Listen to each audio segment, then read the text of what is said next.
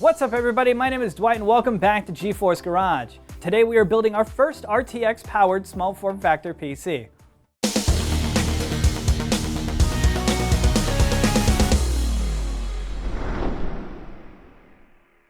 So we've built small form factor PCs before, but the last time we did it was for our portable VR rig, and this one's going to be geared a little bit more towards bringing to a LAN party. So we're going to be using the Dr. Zaber Sentry 2.0, which is a 7-liter small form factor case. And since we are using a small form factor case, we need a small form factor motherboard. So we picked up the GIGABYTE Z390 Auros Pro.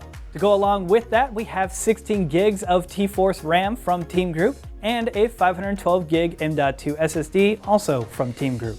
For our processor, we have an i5-9600K, which when paired with our GeForce RTX 2060 is a great combo for 1440p gaming. Usually we would be using our Founders Edition cards for these types of builds, but since we are constrained on space, we had to use a mini ITX version of our RTX 2060, which thankfully GIGABYTE makes. And the reason for those space constraints is because we are going to be water cooling our CPU using the Corsair H75, which is one of the few AIOs that actually fit inside of this case. But it still won't fit with the fans that are included, so we picked up a thinner version of the 120mm fan from DeepCool.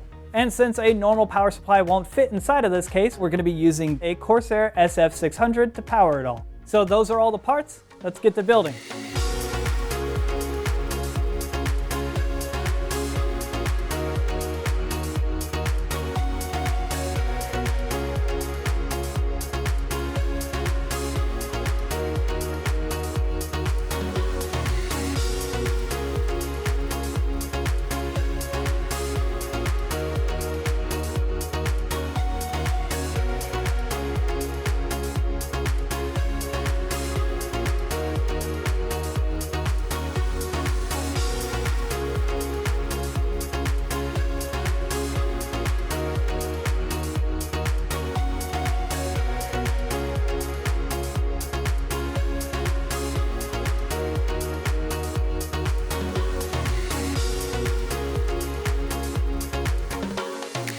Alright, so it's all put together and it was actually fairly easy because we did a little bit of research beforehand and made sure to get the parts that fit inside of this case. Specifically the AIO, because we only had 50mm to work with, so we had to make sure that the thickness of the radiator and fan together was less than that.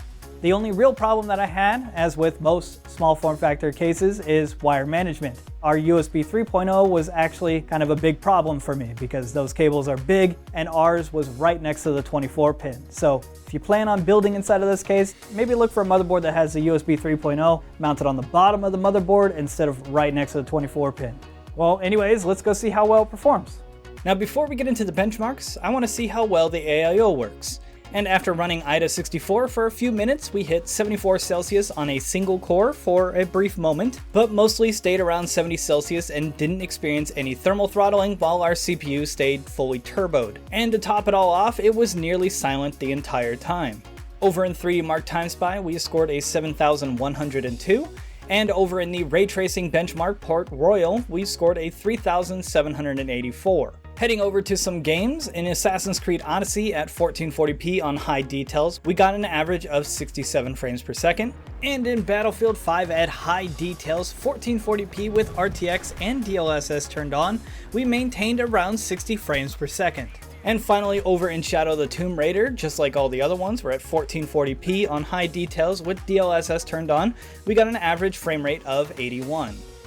So there you have it, a great 1440p gaming PC for about $1,300 and would make a great PC to bring to LAN parties because of how easy it is to pick up and go. If you guys enjoyed this video, hit that subscribe button down below and we'll see you for the next one.